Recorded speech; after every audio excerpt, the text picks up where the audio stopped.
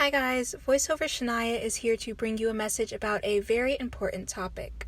If you weren't aware, Asians and Pacific Islanders need our help. Due to harmful and dehumanizing rhetoric being spread since the start of the pandemic, AAPIs have been at the receiving end of brutal and even fatal attacks. Between March and August of last year alone, there have been over 2,000 reports of racially motivated crimes against Asian Americans. I'm all for creating safe and relaxing spaces for my audience, but I believe the safest spaces are those built on inclusivity and justice. Asian American and Pacific Islanders aren't getting the coverage or platforms they need to share their stories. It's up to us to spread the word. I highly encourage you all to follow these accounts on Instagram and check out the highlight on my page, as well as the links down below in my description box to learn more. I stand in solidarity with AAPIs. Forever and always. Hi guys, I'm Shania, but I go by Shan Spear here on YouTube. If we're being honest, my name should really be Naivete because I actually have high hopes for the new CW adaptation of the Powerpuff Girls. CW,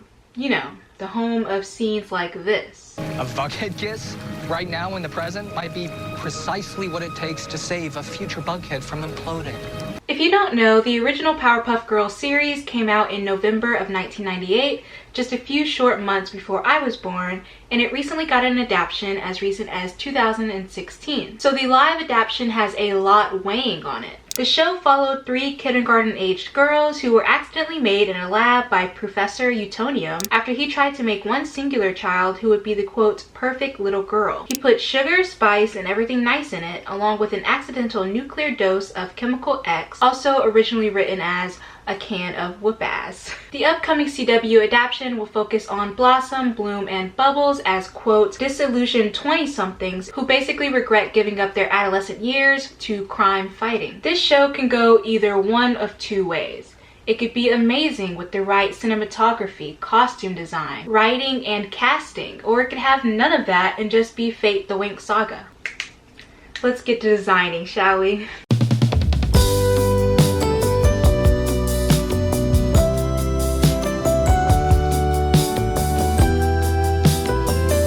So in preparation for this video, I actually watched a few episodes of the show to refresh my memory of the general setting and personalities of each of the girls, but I got sucked into a rabbit hole of the episodes. It's all on Hulu if you want to stream it. I got sucked into the rabbit hole of the episodes because it's just so good. Like the comedic timing, the narration, the DILF that is Professor Utonium.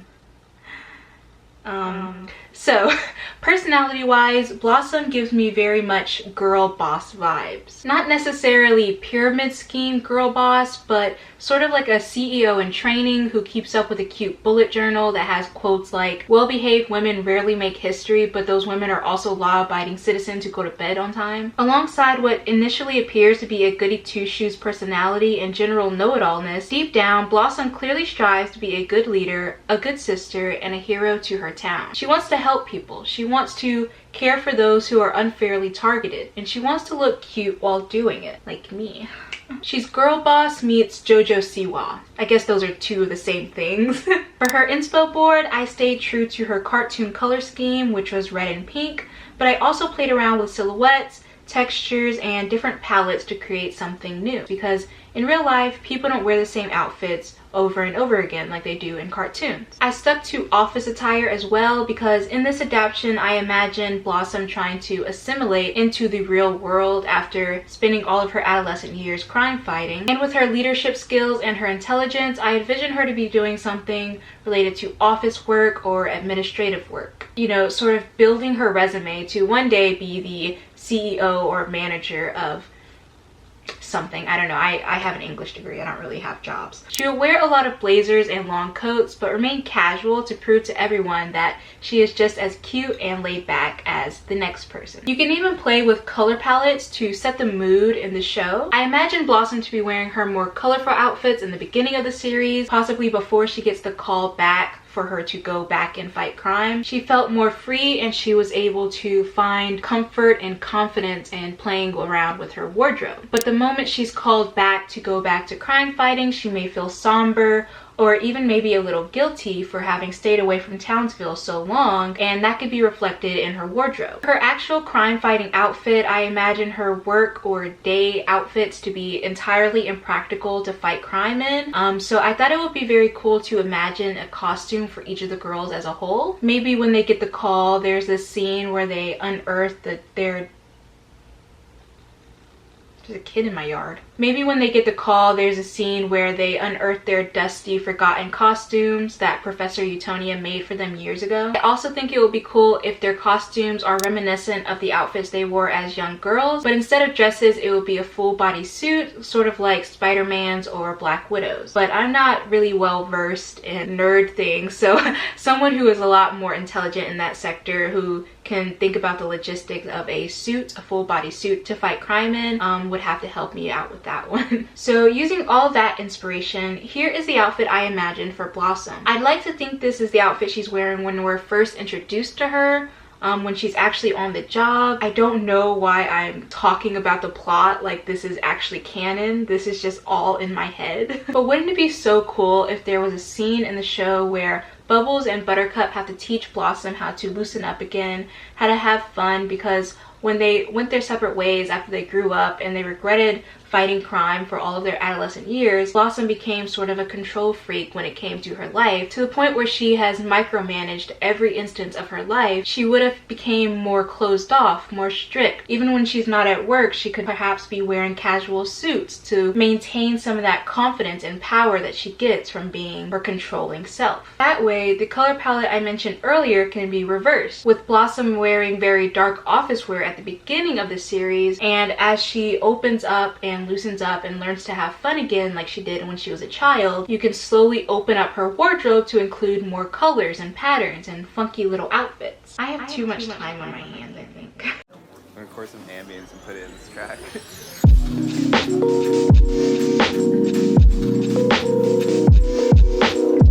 Next up is Bubbles. Bubbles was always my favorite as a child because she was someone I saw myself in.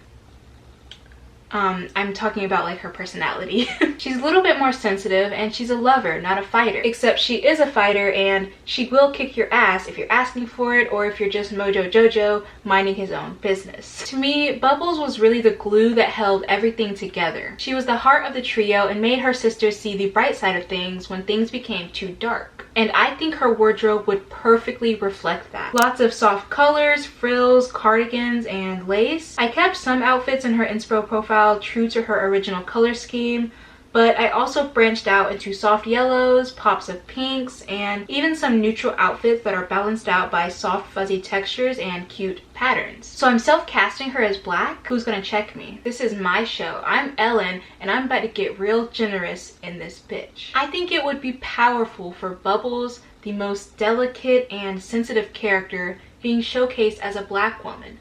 A dark-skinned black woman at that, because we're never often allowed that in the media or in real life due to stereotype. And the potential for her hair is just through the roof. I mean, you can go full fluffy afro, the classic puffs to emulate her pigtails. She can even do the trendy puff pigtails to come full circle. From this inspiration profile, this is one of the outfits I came up with for Bubbles alongside her supersuit. This outfit is inspired by Dolce & Gabbana's fall 2020 fashion line, but a lot softer to match Bubbles' personality. I also considered this sweet ruffle smock dress from Boohoo. I can imagine this styled with matching socks and possibly a pair of chunky heeled Mary Janes. Another outfit I came up with would be this long satin dress from Forever 21.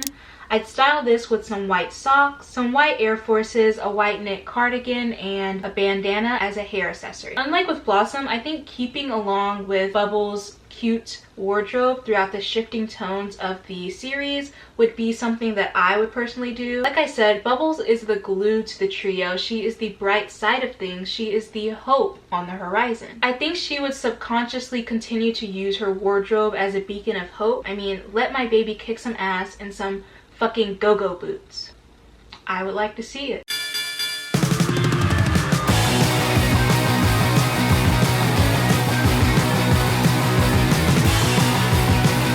When I was going through my not like other girls phase, I was the biggest fan of Buttercup. Even now that I'm not in that phase, Buttercup is still one of the coolest characters I've ever come across. I'm not saying that Buttercup herself is not like other girls. I'm just saying that while I was in that phase, I projected a lot of that onto her. She's always teasing her sister, she loves fighting, and she hates being clean. But above that, the love and respect she has for her sisters and her, I guess, father figure is very overwhelming. Deep down, she cares, but on the outside, things like affection and love gross her out. Muted colors would be perfect for Buttercup.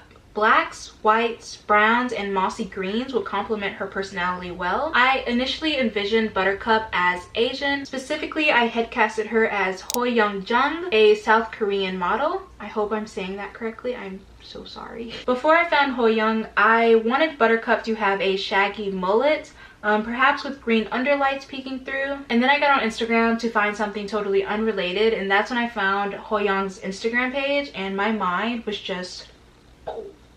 On top of all of that, I envisioned Buttercup to incorporate a lot of skirts into her wardrobe, but I envisioned the skirts to be rather long, maybe even ankle length, and she would pair a lot of that with maybe a beat up pair of Doc Martens or a beat up pair of Converses. Vintage wide leg shorts and oversized overalls would be also very perfect. All in all, I think she would embody the 90s grunge sort of vibe with her outfit choices, while keeping up with pops of modern outfits and trends here and there. Here is one outfit I think Buttercup will look amazing in. I originally considered these Carhartt overalls because I really like the structured utility sort of look these give off, but I think it will be too structured for Buttercup's personality. Like I said earlier, she does have a heart of gold. Deep down, she really does care for others and her town. That's one of the reasons why she's sacrificing her childhood to fighting crime. And her personality is honestly just laid back and more carefree, so I would think of something a little less structured, like this pair of black overalls from Boohoo. I think the tie cardigan from Unif, sorry, literally my soul ascended because I love this cardigan so much. I want it, but I'm poor. I think the tie cardigan from Unif would look amazing paired with this. It's the perfect muted mossy green color, and the soft and fuzzy texture could reference Buttercup's soft side for her family and friends. I also think it would be cute if she wore this green vintage sweater over the overalls, maybe wearing a white lace bralette underneath as a top. With this outfit, I would definitely include some black and green hair clips as accessories, and I would also pair this outfit with white Air Forces to match the bralette.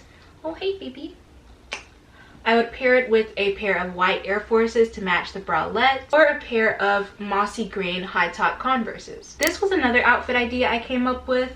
It draws a lot of inspiration from this specific picture from her outfit board. I found this vintage red and black racer jacket from Depop. The thing that really drew me into this jacket is the design on the back, which reads "Intimidator, Forever the Man." You cannot look me in my eyes and tell me that's not something Buttercup would love. To keep up with the theme I was going for, I paired it with some high-waisted black shorts. Preferably the legs of the shorts would be a little bit more rolled up so she isn't like wearing capris. And I would ideally pair that with a black turtleneck, and this is where it gets a little risky. I love layering. It is my go-to. I love layering things. That's just my fucking quirk, I guess. I would personally layer a lace corset over the turtleneck, preferably white so it adds a bit of contrast. I would then add a pair of sheer distressed stockings, a pair of Doc Martens, and a pair of white leg warmers to tie into the bralette. Or you can layer a black lace corset over the black turtleneck, but that would get rid of the contrast.